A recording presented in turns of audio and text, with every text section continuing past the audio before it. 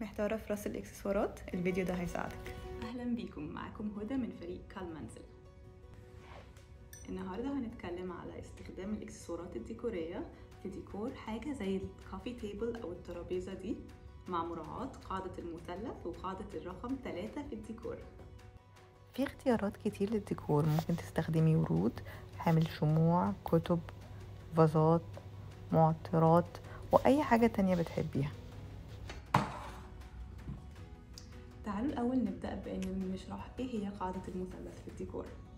قاعدة المثلث هي إني لما أجي أستخدم إكسسوارات في الديكور أرصهم بحيث يكونوا مثلث بصري، وده بيتحقق من خلال إني أستخدم إكسسوارات بارتفاعات مختلفة. لو بتحبي السيمترية حطي الإكسسوار الطويل في النص والأقصر شوية على الجنبين. ده مثال تاني للمثلث البصري.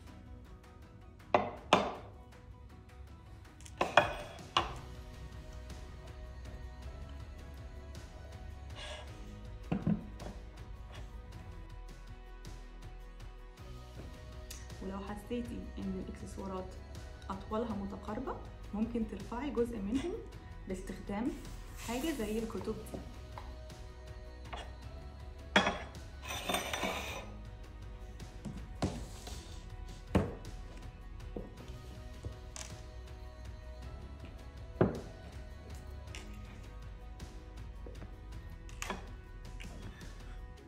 زي كده، وكده المثلث بقى اوضح.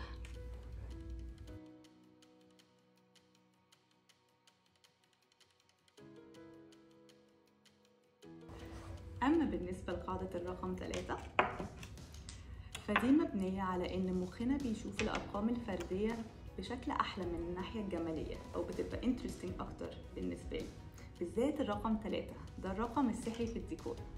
فحاولي على قد ما تقدري إنك لما تستخدمي إكسسوارات ديكورية تستخدمي مجموعات من 3 زي الأهرامات دي. ده مثال تاني لقاعدة الرقم 3.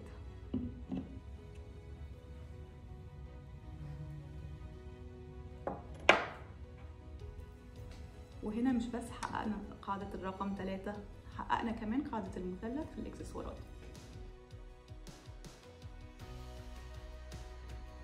وحاولي كمان تنوعي في أشكال وأطوال الإكسسوارات اللي هتستخدميها. لو استخدمتي القاعدتين دول في ديكور بيتك الإكسسوارات هيبقى شكلها جميل وشيك جدا.